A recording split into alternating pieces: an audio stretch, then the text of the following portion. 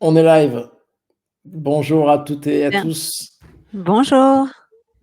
Et bonjour Aurélie et merci de me retrouver. Les gens continuent de rentrer. N'hésitez pas dans le chat, non seulement à dire bonjour, mais aussi de potentiellement dire d'où, vous nous regardez aujourd'hui. C'est toujours intéressant de voir la diversité des localisations, d'où les gens nous rejoignent sur ce webinaire où on a beaucoup d'inscrits. Alors aujourd'hui, pendant qu'on laisse les gens, rentrer au fur et à mesure, aujourd'hui on va parler préparation à la transparence. Préparation à la transparence des rémunérations, mais sur un angle un peu différent, de nos précédents, webinaires, parce qu'on a beaucoup parlé, explication des obligations, on a beaucoup parlé, de comment auditer un peu son équité interne. Mais ce qu'on n'a pas encore vraiment abordé dans le webinaire, c'est comment est-ce qu'on doit changer, comment et pourquoi est-ce qu'on doit changer les choses à l'heure de la transparence? Donc c'est ce dont on va parler aujourd'hui. Mais avant de se lancer dans le sujet, une petite phase de présentation. Je suis très heureux et très fier d'accueillir aujourd'hui Aurélie. Aurélie, je te laisse te présenter pour notre audience. Merci Virgile. Donc moi, je suis Aurélie Ajmi, enchantée. Je suis associée au sein d'un cabinet qui s'appelle Conviction RH. J'y travaille depuis 15 ans. Je suis en charge de toutes les offres liées à tout ce qui va être politique de rémunération et pilotage RH. Et donc, Conviction RH, c'est un cabinet de conseil en ressources humaines qui a 19 ans d'existence, qui a à peu près 220 collaborateurs, où on accompagne les directions des ressources humaines dans leur transformation, que ce soit des transformations sur leur politique RH, rémunération, recrutement, formation, enfin tous les domaines que tu peux imaginer en RH, tout ce qui va être processus et puis aussi le SIRH, qui est une grosse part de notre activité. Et puis, plus récemment, on s'est rapproché d'un autre cabinet qui s'appelle Mercer, qu'on a rejoint cet été, qui lui est également spécialisé, enfin pas que, mais a une forte présence en RH et notamment sur la partie rémunération. Voilà, et donc c'est pour ça que c'était incroyablement pertinent et génial de notre part et pour nous que tu viennes nous rejoindre aujourd'hui pour parler de préparation à la transparence, parce que tu parles de transformation tout à l'heure.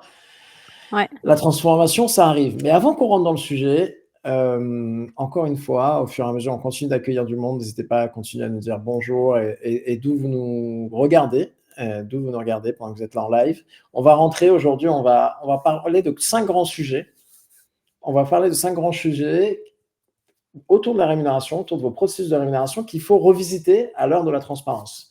Avant qu'on se lance dans le cœur du sujet, je vous rappelle aussi que le but de ce webinaire, c'est d'être interactif. Vous pouvez poser des questions et même, en fait, je vous encourage à poser autant de questions que vous le souhaitez dans le chat. On va en prendre quelques-unes au fur et à mesure et on aura une section questions-réponses ouverte à la fin pour prendre toutes les questions qu'on n'aura pas pu couvrir. Donc, n'hésitez pas à partager vos questions dans le chat. Souvent, vous allez voir, c'est marrant, des webinaires, ça va être au moins le 40e webinaire que l'on fait. Il y a un petit moment où tout le monde se regarde, on attend un peu avant de poser les premières questions, ça dure 15, 20, 25 minutes, etc. N'hésitez pas, pas de période de chauffe, posez vos questions dès le début, on en prendra au fur et à mesure. Mais on se lance, on est parti. Aurélie, en fait, déjà, on a dit qu'il fallait revoir ces processus de détermination de la rémunération. Mais pourquoi, en fait, il faut les revoir maintenant? Pourquoi ça paraît important de les revoir maintenant? Alors déjà, faut quand même avoir en tête que donc le contexte réglementaire, il va changer fortement, que la directive, elle va imposer de prouver l'équité. Il va y avoir certaines obligations comme de publier les écarts, le droit à l'information pour les collaborateurs, tout ce qui est évaluation conjointe en cas de problème, enfin d'un collaborateur qui se sentirait lésé entre guillemets. Donc tout ça, il va quand même falloir le préparer. C'est des choses auxquelles on n'est pas forcément habitué en France. Donc, il va falloir solidifier entre guillemets ou adapter ces processus, ne plus laisser la place entre guillemets à tout ce qui va être les décisions discrétionnaires ou des données incomplètes ou des fois quand on sait qu'on a pris des décisions mais elles sont pas justifiées ou en tout cas c'est pas tracé. Et puis il y a aussi des écarts qui se créent qui sont non justifiables. Donc il y a quand même un terrain qu'il va falloir travailler et c'est le moment en fait de le faire maintenant pour pas après être vraiment sous la contrainte et être dans le rush parce que cette directive elle va quand même changer beaucoup de choses. Il va y avoir garantir les systèmes de classification des emplois, des rémunérations. Donc, il va falloir revoir ces choses-là. Et c'est aussi des choses qui vont impacter l'existant et qui vont aussi avoir un coût. si vous allez revoir vos structures de rémunération et que vous allez vous rendre compte qu'il y a des écarts, ces écarts, il va falloir les rattraper. Ça coûte de l'argent. Et donc, s'il faut les rattraper quelques mois avant la mise en place de la directive, ça va coûter très cher. Donc, s'y prendre dès maintenant, c'est aussi pouvoir étaler ces coûts-là dans le temps. Et puis, il y a aussi un autre sujet, c'est que l'argent, c'est quand même encore très tabou en France. On a encore du mal à en parler dans les entreprises. Et donc, il y a quand même un changement culturel derrière ça. Donc, il y a des pratiques, il va falloir un peu de temps pour que ça infuse. Donc, ces changements, il faut les commencer dès maintenant.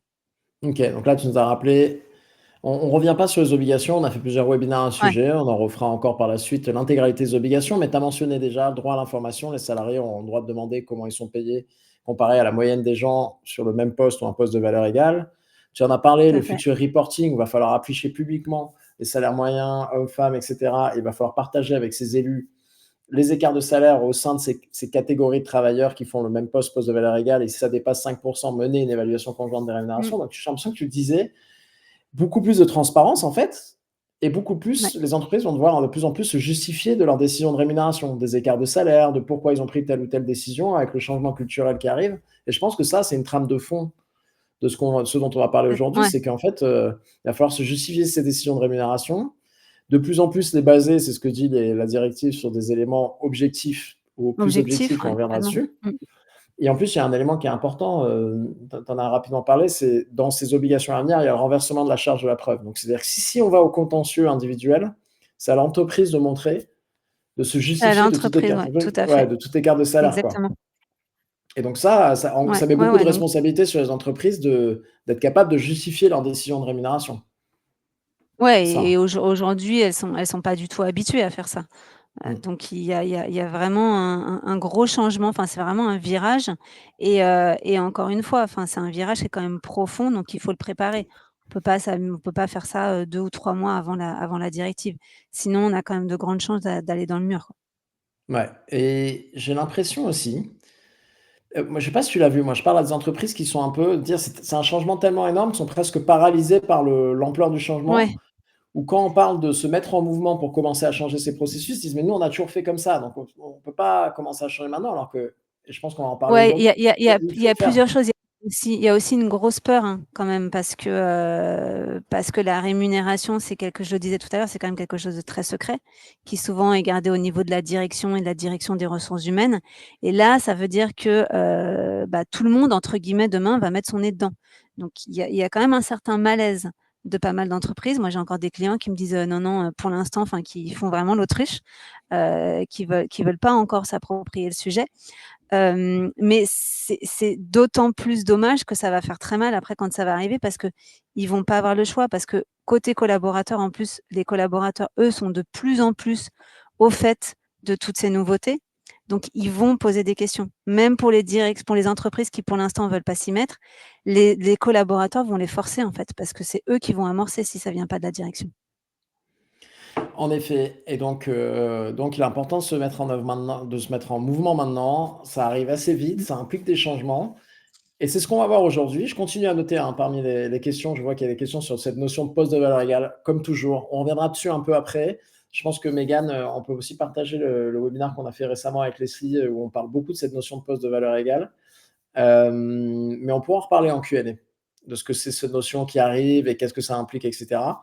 Aujourd'hui, notre but, c'est qu'avec Aurélie, et surtout Aurélie d'ailleurs, en fait, va vous donner les clés pour se dire: «OK, il faut que je me mette en mouvement, il faut que je repense la manière dont je gère la rémunération à cause de ce changement réglementaire, ce changement culturel dont tu parlais, Aurélie. Il faut que je repense à mes process de rémunération avec ce nouvel angle-là». Et bien, c'est ce qu'on va faire aujourd'hui, 5 étapes clés. Et on commence par la première étape, qui est en fait celle auquel on pense immédiatement, qui est la période, en fait, des augmentations annuelles. Parce qu'en fait, quand on pense rémunération, on pense tout de suite, et en plus on y arrive bientôt, les Mmh, mmh, augmentations mmh, mmh. annuelles. Qu'est-ce qu'on doit changer quand on pense à la manière dont on gère les augmentations annuelles? Ouais, alors les augmentations annuelles, il y a 2 choses. Il y a déjà, c'est vrai que quand on veut mettre en place la pay transparency, on va travailler sur sa structure salariale. Avant même de parler des augmentations, il va falloir travailler sur ses grilles de rémunération, identifier les critères à prendre en compte pour cette fameuse pesée de poste qui va permettre d'identifier le travail de même valeur, Mmh. et qui va permettre d'objectiver les écarts de rémunération. Mais ce travail-là, il est pas suffisant, parce qu'effectivement, après arrive les critères d'évolution, donc l'augmentation salariale, tout ce qui va être révision salariale. Qu'est-ce qui fait qu'à un moment, il y a 2 collaborateurs qui, sur le papier, assurent le même travail, donc ce fameux travail de même salaire, mais il y en a quand même un, in fine, qui va être augmenté plus que l'autre. Donc ça veut dire qu'on ne doit pas, ça veut dire que la directive, c'est pas d'interdire les écarts.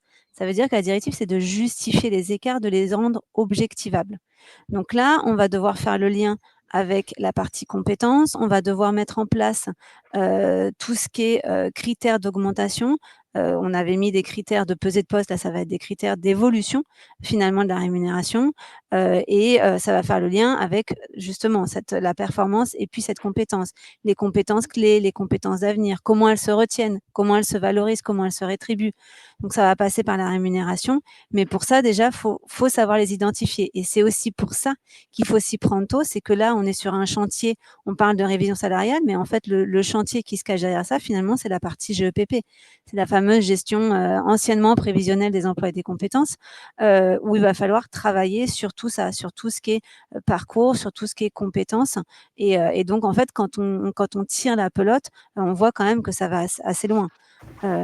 Parce que c'est ce qui va permettre, in fine, de sortir de ce fameux discrétionnaire que veut abattre la directive avec la mise en place de critères objectifs, donc que ce soit sur cette fameuse performance, ses compétences, la maîtrise de poste, et puis d'autres critères comme l'ancienneté, la position dans les bandes, donc les ranges de rémunération, par rapport également au marché. Enfin, il y a plein de critères qui existent et qu'il va falloir mettre en œuvre. Et ça ne sera pas les mêmes critères pour toutes les entreprises, pour tous les marchés, etc. Donc, il faut choisir aussi ces critères. C'est pour ça qu'il faut, Ouais. il faut quand même s'y Je prendre pense à que tu l'avance. as mentionné pas mal de choses, Aurélie.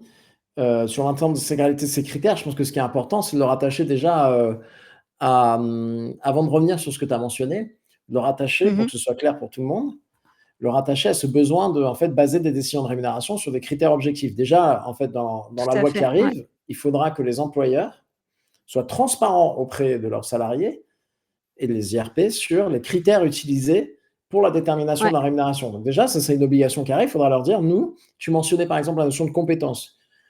On base nos augmentations sur une évaluation de la compétence. On doit déjà être transparent dans notre politique de rémunération. Ça sous-entend qu'on doit déjà avoir une politique de rémunération assez claire sur qu'est-ce qu'on vient rétribuer. ouais. En fait, déjà, en fait, il y a pas mal d'entreprises, Mmh, je pense mmh, que tu mmh le mh. vois, qui ne l'ont pas fait. Donc ça, il faut l'avoir. Parce qu'il va falloir être transparent sur ces critères, mais il va falloir aussi les définir. Il faut qu'on soit clair. Il va falloir les Complètement, ouais, ouais. utiliser. On en parlait en préparation de ce webinaire. Je pense que toi comme moi, Aurélie, on rencontre encore pas mal d'entreprises dont le processus d'augmentation se résume à on envoie des fichiers aux managers, on leur dit bon, voilà ton budget que tu as, débrouille-toi Ouais. pour faire tes augmentations, tu me les envoies à la fin. Exactement, exactement. Et c'est assez paradoxal parce que c'est les managers qui font ça, mais après, quand on leur demande d'expliquer les rémunérations à leurs équipes, ils savent pas faire. Donc ça, en fait, ils évaluent, mais ça reste quand même assez abstrait pour eux. Et c'est ça aussi que la directive va changer. C'est que, alors il y a des entreprises où c'est les RH qui vont prendre la main, d'autres où c'est les managers. Je reviendrai aussi là-dessus plus tard. Mais ça veut dire quand même que demain, tout le monde va devoir être plus solide justement sur pourquoi je fais ces choix-là, pourquoi je fais ces décisions. Donc même moi, en tant que manager, je dois pouvoir dire, mais pourquoi effectivement, ce collaborateur-là, je préconise, X et celui-là Y. Donc il y a aussi un acte managérial et un peu de courage managérial quand même des fois, derrière ces actes-là. Ouais, donc ça, c'est un point important. Donc le côté 100% discrétionnaire, d'en envoie un fichier au manager, on lui dit dis-nous qui tu veux augmenter, et on récupère, on consolide, on passe en paye, c'est plus tenable parce qu'on ne va pas réussir à tenir un système hautement discrétionnaire si derrière, on n'arrive pas à rentrer dans cette nécessité qui arrive demain de justifier les décisions d'augmentation. Donc déjà, un des conseils Ouais, actionnables, c'est que si vous êtes dans cette situation-là, vous ne pouvez pas rester dans un process qui est uniquement discrétionnaire parce que derrière, vous allez avoir des difficultés à justifier vos décisions d'augmentation et, je pense que tu allais y venir parce que tu le sous-entendais, et à maintenir même l'équité entre les équipes parce que quid du manager 1 qui donne 2% à tout le monde exactement. versus dans une autre équipe où tu as un manager qui va donner 5, 5 et 0, 0, 0, 0. Cette là, l'équité Ouais, interne entre les équipes, elle est plus forcément tenable, non? mais oui, mais ce qui va être super intéressant, c'est que du coup, c'est un processus où il va devoir y avoir un renforcement très fort du lien entre RH et métier. parce que c'est la RH qui va garantir ce processus-là, mais en vrai, c'est quand même le manager métier qui va pouvoir objectiver ces critères. Donc, il va falloir que la RH trouve des critères qui soient vraiment très réels, très terrain. On reproche souvent que la RH, c'est souvent des idées reçues, mais on l'entend quand même encore beaucoup, que la RH fait les choses un peu dans son coin et qu'après, dans la réalité, c'est dur à appliquer. Là, va falloir vraiment que ce soit quelque chose de très conjoint pour que le manager s'approprie justement ces critères et arrive à objectiver plus facilement. Il y a juste un truc aussi que je voulais dire, c'est qu'on a souvent quand même une idée reçue.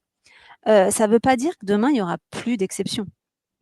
Il va quand même y avoir des exceptions. Il va y avoir, des bornes de min, max et des validations, mais on pourra faire des exceptions qui seront soumises à validation. Ce qu'il faut en revanche, c'est que ce soit tracé. Parce qu'il peut y avoir des exceptions, mais elles peuvent se justifier et il faudra pouvoir les justifier. Donc ça veut dire que l'entreprise, en fait, elle va devoir être plus rigoureuse dans son suivi, dans la traçabilité de ses prises de décision, que ce soit d'un point de vue manager ou d'un point de vue RH. Et chacun devra pouvoir justifier par écrit les écarts, notamment en cas de contentieux, ce qui ne manquera pas d'arriver, on va pas se voiler la face. Et ça, on y reviendra plus tard, mais c'est aussi là que les outils vont quand même, le côté SIRH va jouer un rôle important, parce que Excel, ça ne marchera pas très longtemps quand il faudra justifier les choses réellement. Voilà, bon, ça on reviendra en effet, tu as raison sur ce besoin d'historisation qui va être fort, mais j'ai l'impression que je déconstruis pas mal de choses que tu as dit et qu'on a dit en fait tout à l'heure, c'est qu'on va devoir de plus en plus justifier nos décisions de rémunération. Soit ça deviendra une obligation légale via le droit à l'information, et même tu l'as mentionné, et on va le répéter, il y a un changement culturel qui arrive. Les gens vont de plus en plus demander pourquoi. Pourquoi j'ai eu 1% alors que vous aviez dit que le budget était de pourquoi. Et il faudra être capable de le justifier. Ce que dit la loi, c'est qu'il faudra baser de plus en plus ces augmentations. Et la réponse c'est comme ça ou tu as mal négocié ne sera pas une réponse acceptable, même légalement. Et donc, il faudra de plus en plus se baser sur des éléments préalables. Tu as mentionné la maîtrise de poste. Tu as mentionné, c'était une des questions, je crois, de Samuel, qui disait qu'en est-il de la performance. Ce sera un des critères, et je pense dans les entreprises que vous accompagnez et qu'on accompagne aussi. Évidemment, si vous faites un entretien annuel dont le résultat, vous faites une évaluation de la performance, c'est un élément. Alors, on pourra zoomer dessus un peu après, d'ailleurs. C'est un élément objectif. Oui. On va revenir dessus après sur l'évaluation de la performance, mais c'est un élément objectif sur lequel vous pouvez vous appuyer pour prendre des décisions de rémunération. Donc, vous pouvez vous appuyer dessus. Néanmoins, est-ce que ça veut dire qu'il faut créer un cadre uniquement hyper rigide dans lequel on ne peut pas sortir? Tu l'as dit. Pas forcément. Il peut y avoir encore des exceptions à condition, tu disais, qu'elles soient expliquées, justifiées. Justifiable, traçable. Oui, tout à fait. Justifiées, Tout à fait. traçables et justifiables ou justifiées. Le but de la directive n'est pas de faire une égalité parfaite, tu le disais, c'est d'être capable d'être équitable et de dire s'il y a des écarts, la directive ne dit pas, et les lois à venir ne vont pas dire il ne faut pas qu'il y ait d'écart, c'est C'est que pas s'il y en a, zéro il faut le écart, justifier. tout à fait. Ouais. Et il y a quelque chose aussi que je voulais préciser, parce que tu en as parlé. Tu as parlé des entretiens annuels. Là aussi, il y a une idée reçue sur laquelle je voulais revenir. C'est que ça ne veut pas dire que demain, les entretiens annuels vont changer. Parce que, en tout cas, nous, c'est une conviction, et je sais que Virgile, tu es d'accord avec moi parce qu'on en a déjà parlé. Nous, on ne préconise pas de parler des augmentations, de parler rémunération dans un entretien annuel. On décorrèle les sujets. Parce qu'on le sait, après, c'est un sujet qui cristallise, on n'écoute plus le reste. Donc, ça va venir alimenter la décision de l'EA, mais le support d'EA en tant que tel, il ne sera pas à revoir. C'est plutôt hors EA où là, dans la relation collaborateur-manager, forcément, les choses vont évoluer. Le collaborateur, il va poser des questions, il sera en droit, justement, on l'a dit, de demander sa position. Les managers pourront, je pense, au début, en tout cas, ils le feront renvoyer vers les RH, mais à un moment, ils devront quand même prendre le sujet parce que les RH ne pourront pas tout traiter et que le manager reste quand même le premier interlocuteur du collaborateur. Donc, il va falloir former aussi les managers à ces analyses de données. Mais voilà, je voulais juste tordre le cou à l'idée que ça va complètement révolutionner les entretiens annuels. Ce n'est pas le cas. En tout cas, nous, ce n'est pas notre conviction. Non, je pense qu'on est assez alignés là-dessus. Par contre, ce qui est intéressant, parce qu'on l'a vu notamment chez un de nos clients, et il y avait des questions sur les IRP, on y reviendra. Il y avait des questions super intéressantes, le poids des IRP, le rôle là-dedans, on y reviendra juste après, mais je pense que c'est un microcosme de ce qui va arriver. Les IRP étaient assez en avance sur le sujet de l'équité salariale et de l'arrivée de la transparence. On dit, nous, on veut avoir des informations sur l'équité homme-femme lors des augmentations, de s'assurer qu'il y ait des augmentations, ou la vélocité de promotion, c'est-à-dire le pourcentage d'hommes et de femmes promus, qu'il y ait une égalité des genres à ce moment-là, etc. Et en gros, quand l'entreprise a montré qu'il y avait un process très, très structuré, c'est-à-dire que c'est le résultat de l'entretien annuel conjointement avec la position dans la fourchette de salaire qui déterminait l'augmentation, l'entreprise a dit, regardez, on est 100% objectif, il n'y a pas de sujet d'inégalité ou d'inéquité de traitement homme-femme. Qu'est-ce qu'on demandait les IRP? Nous, on veut auditer notre processus d'entretien annuel pour s'assurer que celui-là est solide, est fiable et objectif. Donc, ce qui est intéressant par rapport à ce que tu dis, c'est que ça montre que via la transparence et les questions sur la rémunération, des questions vont se poser sous les processus sous-jacents, dont l'entretien annuel. Mais donc, les entreprises qui ont commencé à se préparer, et ça me permet de mettre le résultat dans un sondage précédent là-dessus, il y en a beaucoup d'entre elles qui se sont dit, tiens, on va refaire une passe sur notre processus d'entretien annuel pour s'assurer qu'il est solide, mais tu l'as dit, ça ne veut pas dire qu'il faut le changer. Il faut juste s'assurer qu'il est solide et qu'on peut s'appuyer dessus pour déterminer les décisions d'augmentation. Donc ça, je mets le résultat du sondage de tout à l'heure. On a quand même donc 2 tiers qui n'ont pas commencé à revoir leur processus de rémunération, 1 tiers qui a commencé. Bah, ça tombe bien que vous ayez commencé ou pas, c'était un peu le but d'aujourd'hui. Mais donc, entretien annuel, je reprends ce que tu as dit. Ce qui est intéressant, c'est on réfléchit à quelles informations vont nous servir à déterminer les processus d'augmentation. La performance, tu parlais de la maîtrise de poste, etc. Il y a le faisceau d'informations sur lequel on peut se baser pour prendre des décisions d'augmentation. Le rôle de l'équipe RH, c'est de définir le cadre, la structure, tu parlais de le terrain de jeu, les règles de base, etc., tout en laissant au métier la possibilité dans ce cadre-là, de prendre des décisions qu'elles doivent assumer, tu en parlais tout à l'heure, voire de, si exception, arriver à les documenter, les justifier. Exact, ouais, tout à fait. Et ça fait globalement des grandes, encore une fois, pour la côté révision annuelle des rémunérations, ça fait un bon cadre pour les gens qui nous écoutent et qui nous regardent. On se base sur des éléments objectifs, souvent l'entretien annuel ou la maîtrise de poste ou d'autres éléments. On définit le terrain de jeu, c'est-à-dire qu'on définit qu'est-ce qui est faisable sur la base de ces éléments objectifs en termes d'augmentation, d'exception, montant moyen, montant max, etc. On responsabilise les managers sur leurs choix et on les oblige à être capables de justifier et d'assumer ces choix-là.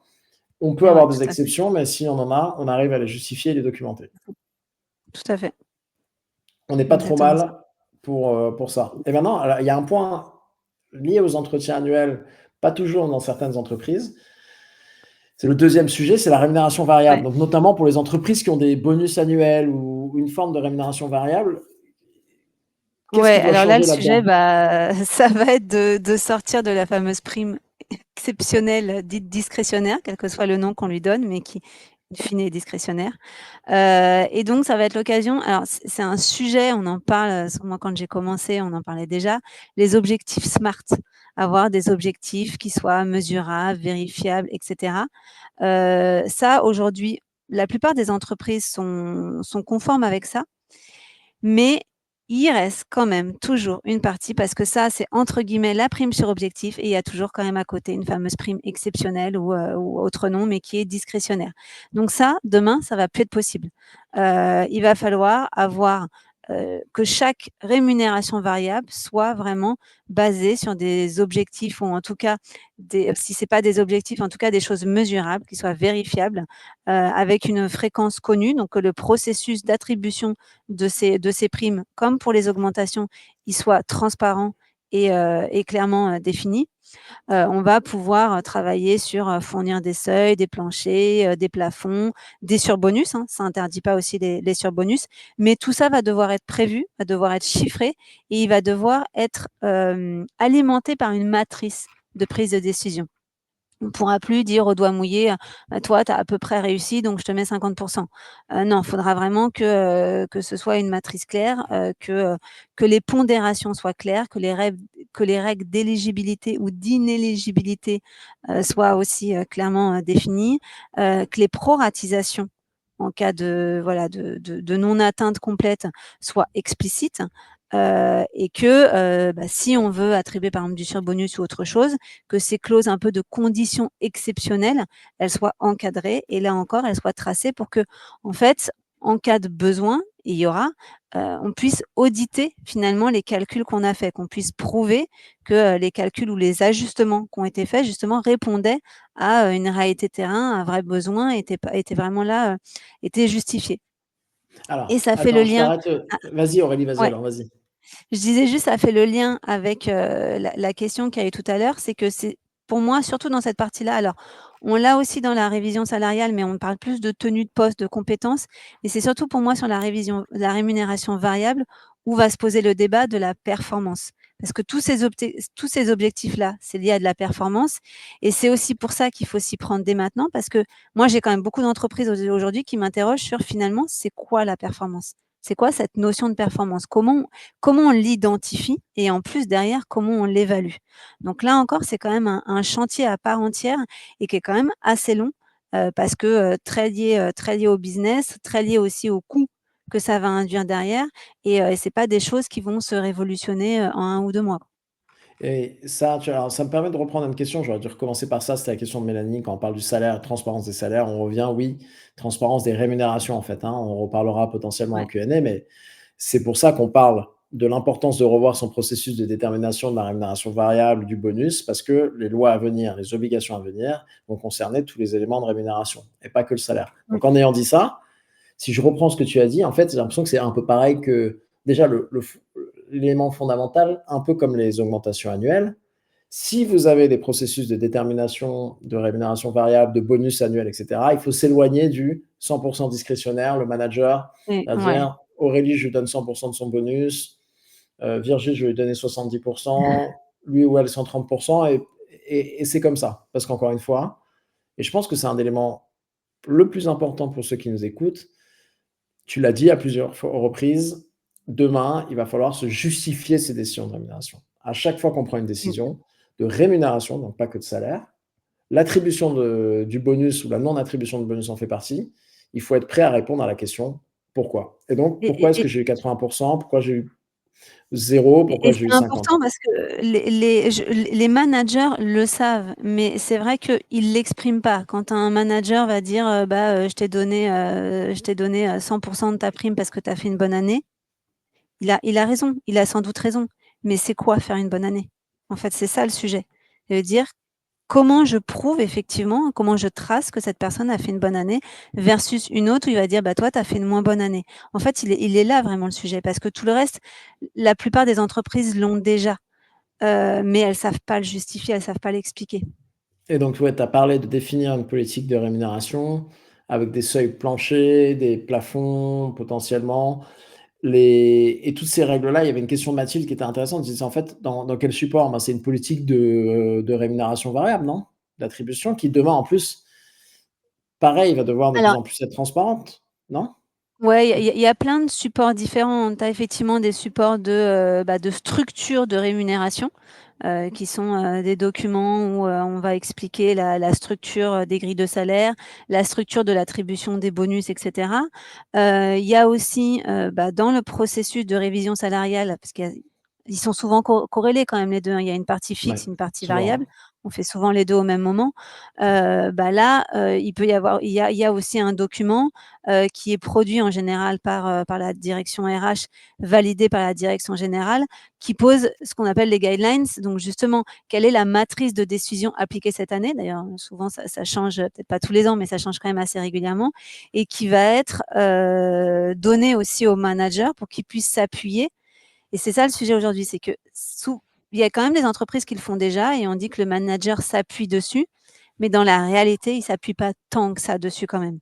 Ça reste encore beaucoup de l'approximatif et c'est donc aussi comment on guide demain, comment la RH guide les managers à plus s'approprier ces documents qui quand même pour la plupart existent déjà. Il y a des entreprises, hein, moi j'ai des clients où rien n'est tracé parce que c'est une volonté, et là il va y avoir du boulot, mais la plupart des entreprises ont quand même amorcé des choses, même si ça va pas encore assez loin dans la justification. Il y a trop «d'écart» entre guillemets sur, OK, il y a la guidelines et puis il y a la pratique que je fais à côté, quoi. Ouais, non, on est d'accord. Et ça a toujours existé, tu l'as dit. Maintenant, l'objectif, ça va être de formaliser, d'objectiviser, documenter un maximum de ces décisions. Sur la question de Lucie, je pense que je sais pas si c'était des matrices de décision en cas de versement du variable, c'est-à-dire la performance a été bonne.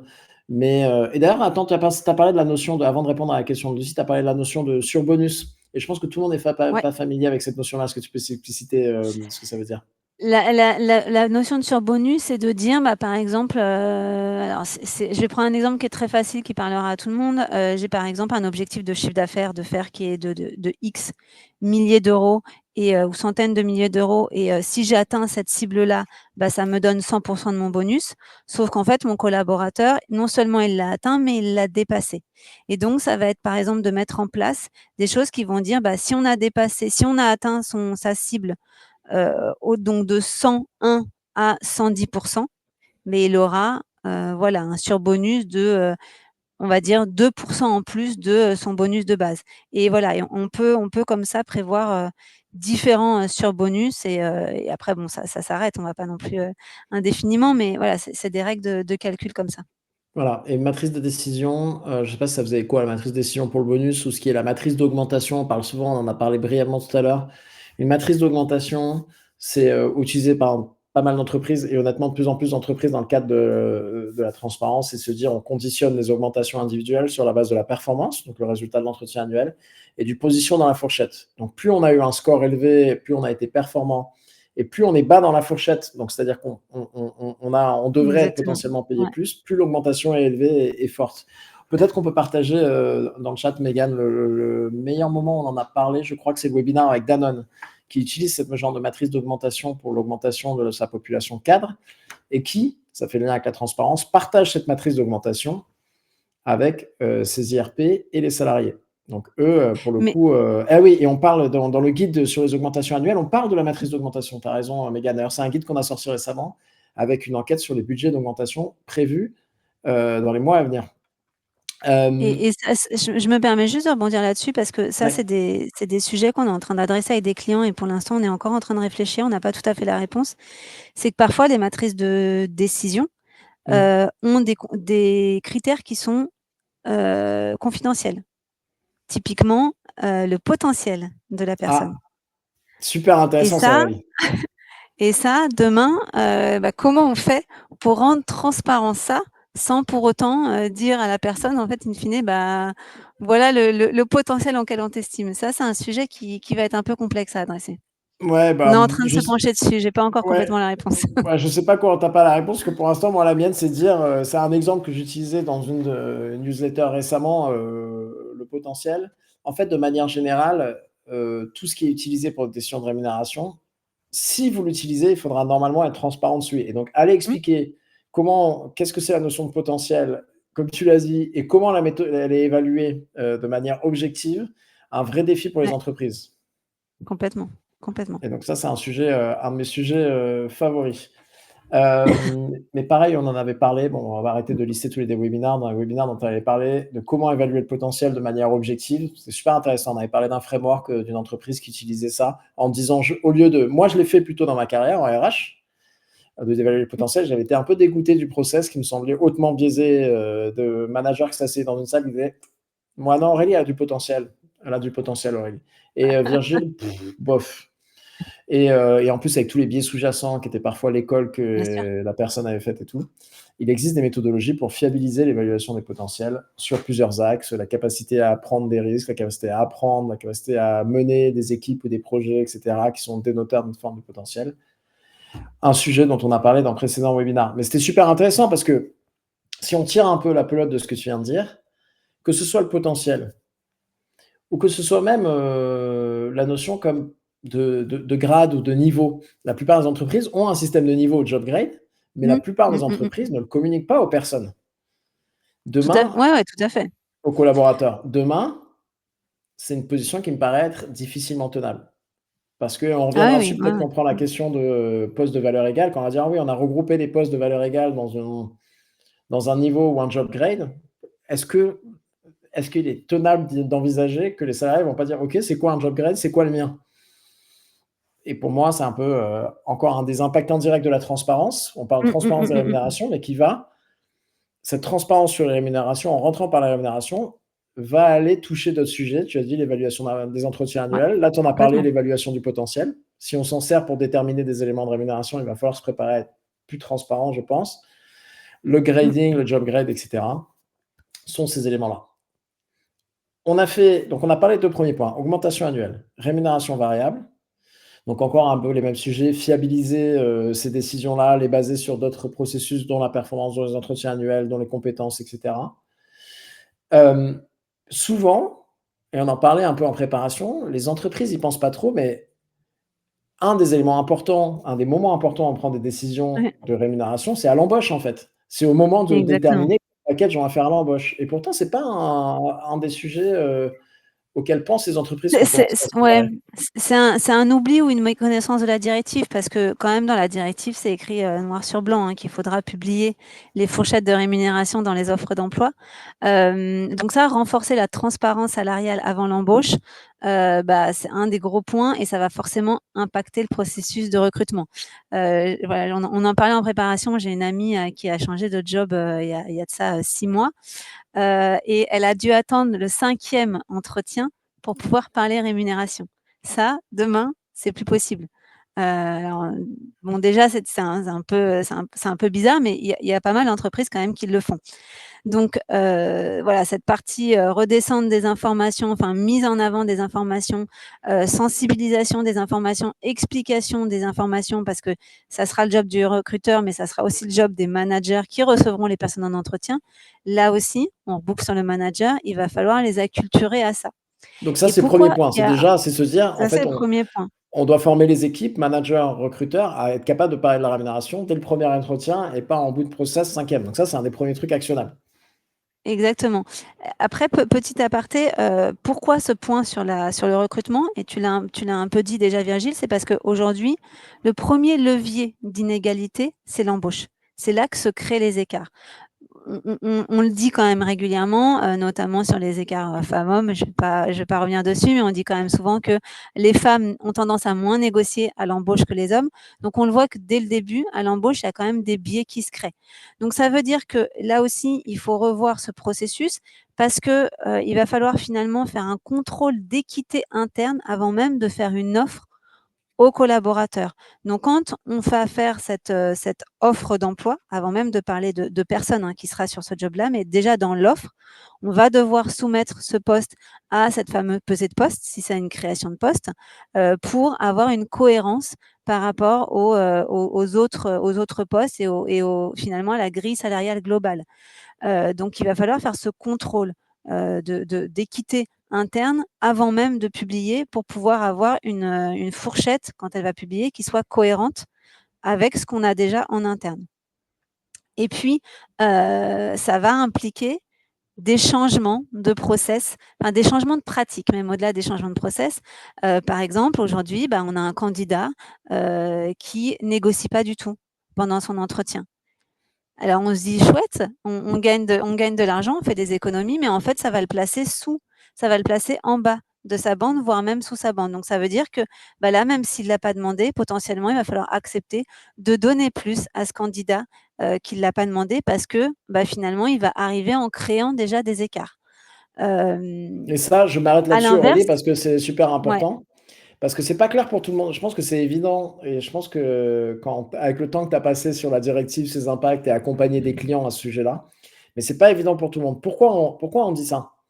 Parce que, heu, déjà, il faut réaliser que l'endroit où se crée le plus d'inéquité, c'est à l'embauche et je pense que la plupart des professionnels RH, qui nous regardent là, le savent, ont en tête les cas de figure où en fait, quand on regarde des salariés, qui sont les plus loin de leurs collègues dans l'organisation, c'est rarement avec les augmentations annuelles que sont créés ces écarts, c'est souvent à l'embauche, le cas de figure de la c'est personne. arrivé, ouais. L'équipe était à 50 000, la personne a dit: «Moi, 40 000, ça me va», on lui a donné 40 000. Maintenant, elle est payée 20 de moins que ses collègues et c'est pas avec des budgets d'augmentation de 2 à 3 par an qu'on peut rattraper ces écarts-là. Donc c'est à l'embauche que se crée le plus d'inégalité entre les gens, le plus d'inéquité et c'est souvent dans ces biais-là, sauf que historiquement, ça n'a pas été un gros problème et on le rappelle, demain, avec le droit à l'information, si cette personne-là, quelques mois plus tard, fait usage de son droit à l'information et dit: «Attendez, je suis payé 20 de moins que mes collègues, Mmh. pourquoi?» La réponse: «Tu n'as pas assez négocié, tu as demandé un montant faible, on t'a donné ce que tu voulais», n'est pas une réponse objective et non sexiste et donc ça va mettre l'entreprise à risque, que la personne soit mécontente, Complètement. désengagement, potentiellement juste elle parte, potentiellement elle devienne un peu toxique auprès de ses collègues et potentiellement elle emmène l'entreprise dans un contentieux qui pourrait lui coûter cher. Donc on rappelle de pourquoi ce que tu as dit, c'est très important, c'est de juste dire, ah bah, elle a demandé ça, les autres personnes qui sont comparables au niveau expérience, etc., sont là. Ce sera risqué de donner ça en disant on a sauvé du temps, des sous pour Complètement. l'entreprise. Ce sera risqué parce que derrière, quand il faudra justifier de ces écarts-là, ce sera compliqué. Donc je te laisse continuer, Aurélie, mais ça, c'est important pour que les gens gardent en Bah, tête. Je vais continuer, mais sur l'exact opposé. Quelqu'un qui est trop hors grille par le haut. Là, il y a deux choses. C'est que, attention, encore une fois, ça ne veut pas dire qu'il n'y a pas d'exception.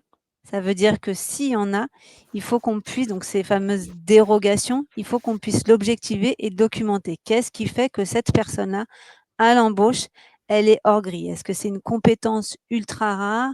Est-ce que c'est voilà, une expérience vraiment clé pour l'entreprise?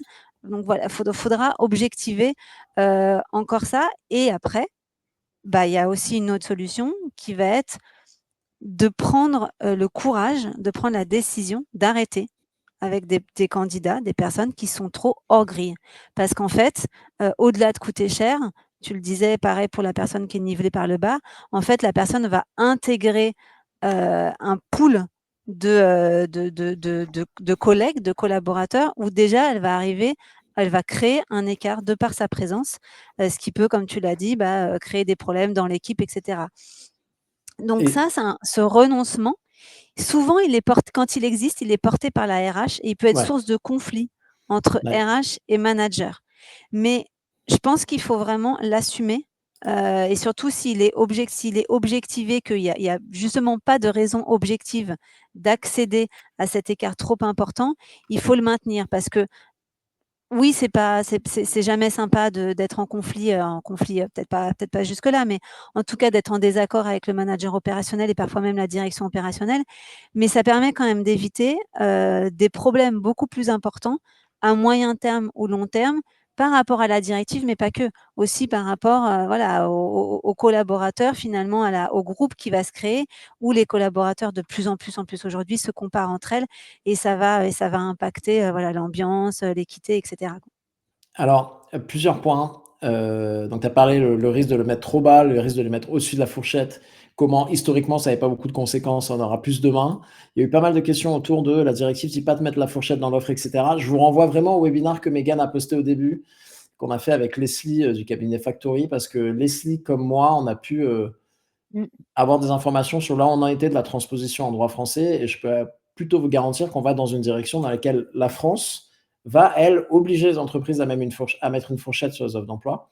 Et si vous allez Tout voir à le fait. webinaire, on en parle. Il y avait même des discussions en cours entre donc l'État et les partenaires sociaux et les représentants du patronat aussi, de potentiellement mettre des tailles maximales de fourchettes. Donc ça, allez voir le webinaire pour en savoir plus. Je pense que ça vous intéresse. C'est un débat intéressant qu'on a eu et c'est une information Ouais. intéressante.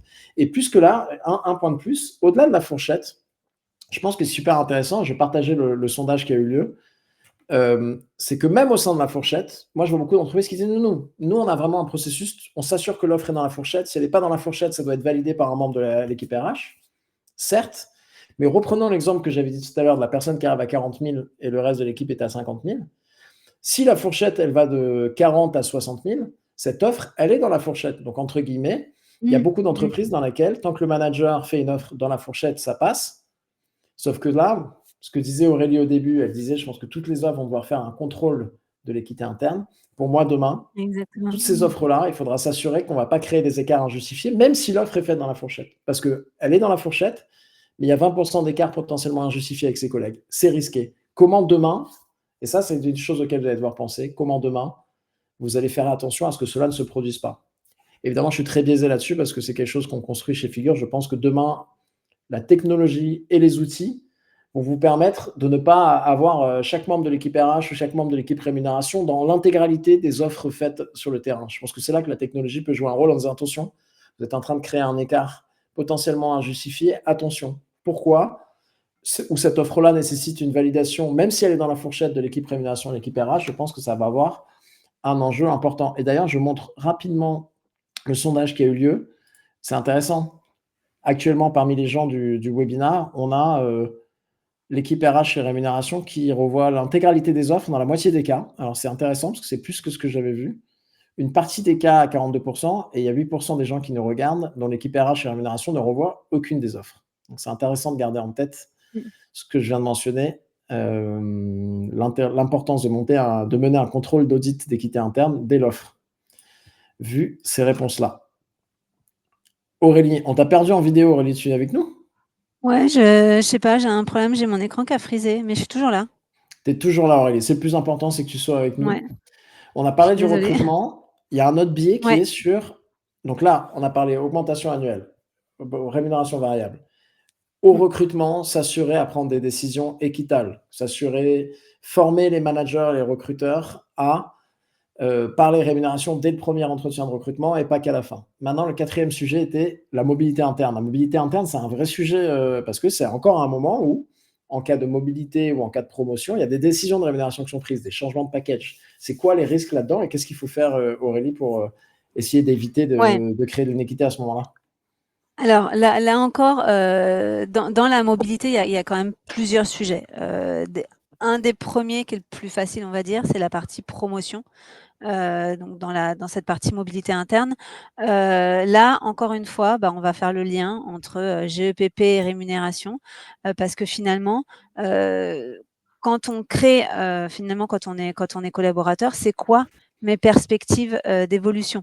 Là, on va parler, parcours de carrière, mais aussi aire de mobilité. Donc ça, c'est des choses qu'on est censé, mettre sur la partie, GEPP, enfin qu'on est censé faire sur la partie Mmh GEPP. mh. On est censé cadrer justement cette mobilité verticale, enfin ce qu'on peut appeler les promotions. Et on est censé aussi, quand on va jusqu'au bout de la GEPP, faire le lien avec la rémunération. Donc là, on parlait tout à l'heure de révision salariale.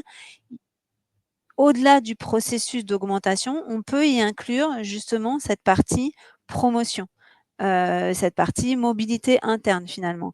Il y a les cas d'augmentation classique liés à l'année, il y a les cas d'augmentation liés à une promotion et puis il y a les cas d'augmentation liés à une mobilité pardon, parce que cette mobilité, elle peut aussi être verticale, hein. C'est pas toujours, elle peut Exactement. pardon être horizontale, c'est pas toujours, de la C'est pas promotion. toujours promotion, c'est pas une mobilité latérale, ouais, horizontale. Exactement. Au-delà de la GPP et de ces cas-là de mobilité, il y a aussi la mobilité «classique» entre guillemets, intersociété ou à l'international. Ça, c'est un peu plus touchy, parce que là, c'est des sujets à part entière. D'ailleurs, on demande souvent, hein, des benchmarks de rémunération sur les autres pays, ou sur les autres secteurs. Mais les entreprises, je trouve qu'aujourd'hui, elles sont quand même, de plus en plus au fait de ça et elles Mmh. essayent, vraiment de construire des structures communes. Moi, j'ai de plus en plus de clients aujourd'hui qui disent: «Bah, ma structure de rémunération, je veux qu'elle marche dans tous les pays», alors en prenant en compte, hein, les spécificités des pays, Mmh spécificités mh. du marché, le coût de la vie et cetera, mais d'avoir quelque chose de global.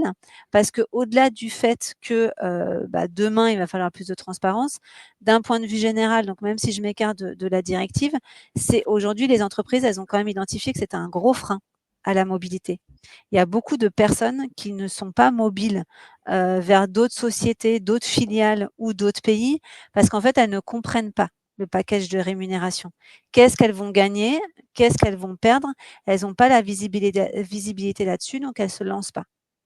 Donc il y a aussi ce sujet-là dans la mobilité et puis après, il y a encore un dernier sujet qui, est aussi plus compliqué, c'est tout ce qui se fait en «off» entre guillemets, qui n'est pas budgété. C'est, la rétention.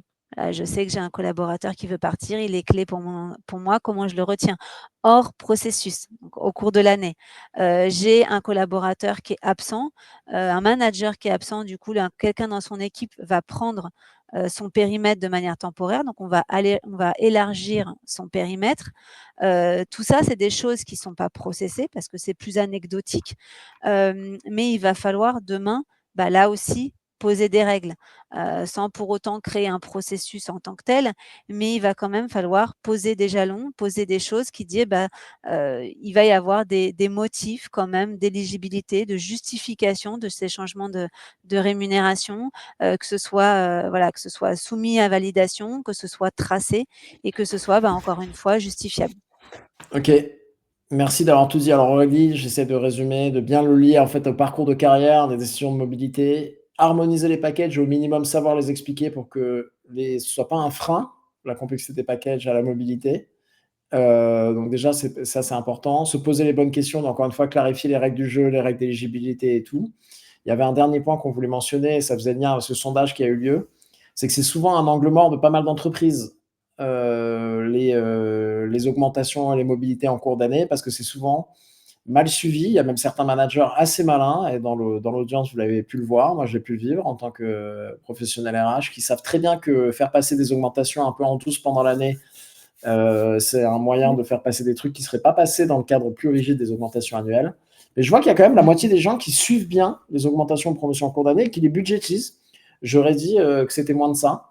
Mais donc, faire attention à ne pas à ce que ce soit un angle mort. Et le dernier point, avant qu'on ouvre aux questions-réponses, qu'on en a beaucoup, dont on voulait parler, et tu en as parlé déjà tout à l'heure. Donc, j'ai l'impression qu'on va pas passer trop de temps. Donc, le quatrième point, c'était penser angle mort, les augmentations, les mobilités en cours d'année. C'est un moment où sont prises les décisions de rémunération. Donc, c'est un moment qui doit être pris en compte dans cette revue de processus. Il faut repenser à comment sont prises les décisions de mobilité, de changement de rémunération, de promotion de mobilité latérale en cours d'année.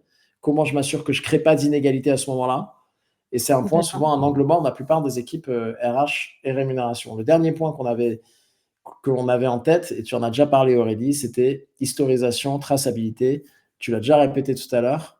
Demain, il va falloir de plus en plus se justifier de décisions de rémunération, mais comment on fait quand dans 2-3 ans, on va se voir se justifier de pourquoi une personne avait été embauchée à 40 000 ou 50 000 euros, ou pourquoi une personne a eu 0,5% d'augmentation alors que le budget était de 3.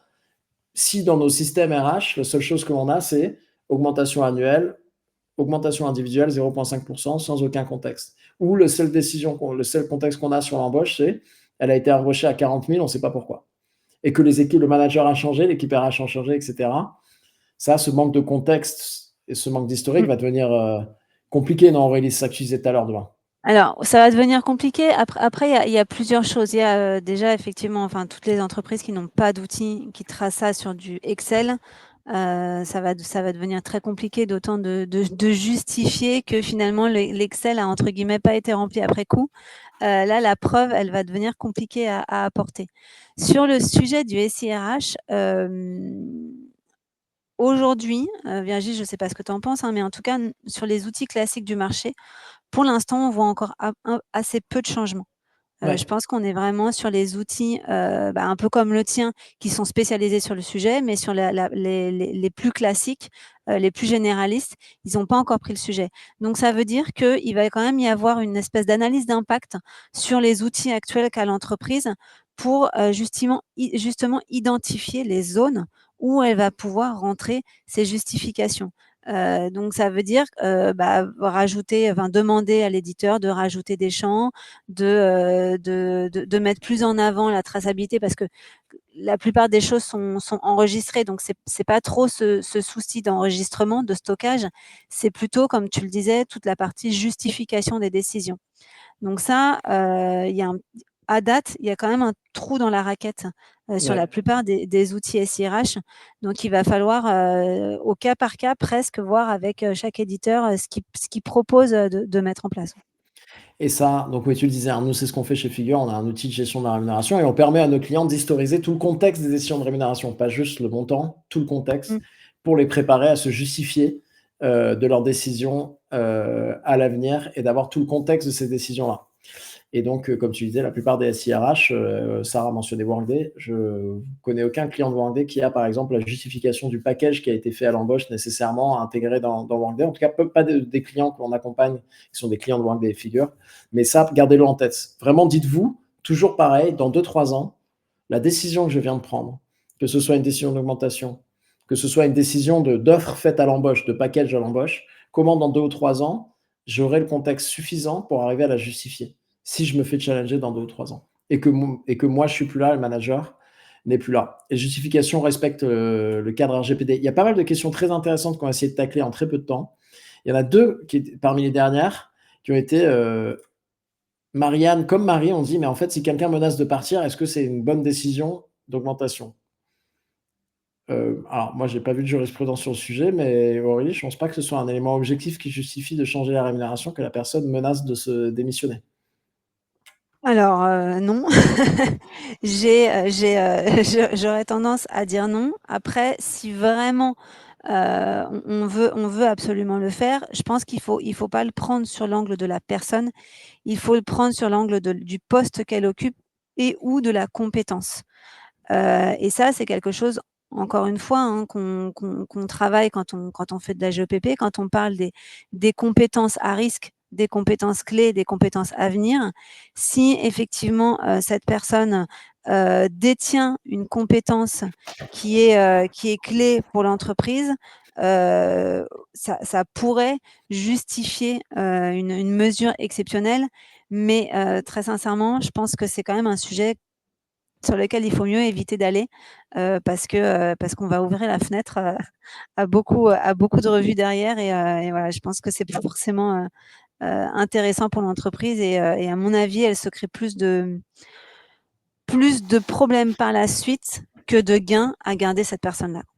Ouais, je suis assez d'accord et d'ailleurs, en plus, les études le montrent que rattraper quelqu'un qui a menacé de se démissionner, la plupart du temps, cette personne finit par démissionner quand même dans les 2 années à venir parce qu'il y a un Exactement. problème Ouais, sous-jacent tout au-delà à de la fait. rémunération et quand on fait ça, ça risque de créer des problèmes en interne, surtout si ça fuite, surtout demain avec une culture de la transparence accrue Et et ça qu'en plus la fuite. personne finit par partir, ça peut être, doublement perdant. Il y avait Complètement, plusieurs questions sur complètement. l'historique et on en parlait, Anaïs, c'est une excellente question, le côté de rachat d'entreprise.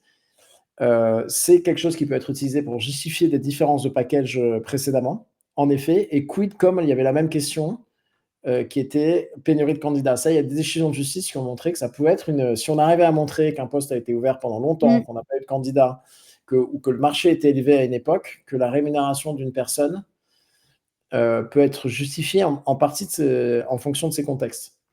Donc ça peut être, un problème. Par contre, il y avait la question donc d'Alexandra qui est un peu liée. Ça, si on arrive à montrer qu'on a embauché une personne parce qu'elle a été embauchée sur un poste, on a eu du mal à recruter pendant 1 an, on n'avait pas de candidature, donc on a décidé d'augmenter la rémunération parce que ça mettait en risque, la politique de l'entreprise, d'accord. Par contre, de juste dire: «Ah ouais», par contre de dire: «Non, mais Il a désolé, bien vous pouvez négocié. payer parce qu'on a embauché plusieurs personnes qui ont bien négocié à l'embauche», par contre ça, Alexandra, non et d'où l'importance que disait Aurélie au début.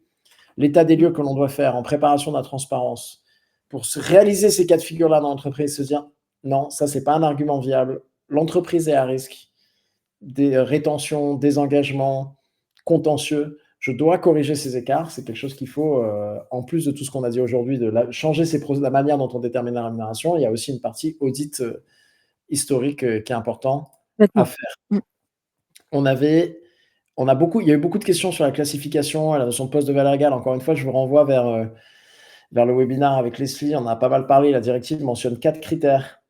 Il est question dans la transposition en droit français de rajouter 2 critères. Ces 6 critères seront des critères qui serviront à déterminer ce qu'est un poste de valeur égale et ce sera probablement quelque chose qu'il faudra faire conjointement, parce que c'était une des questions, avec vos représentants du personnel. Donc ce sujet-là, Aurélie en parlait tout à l'heure, ça tombe bien, Conviction RH est un des experts du sujet.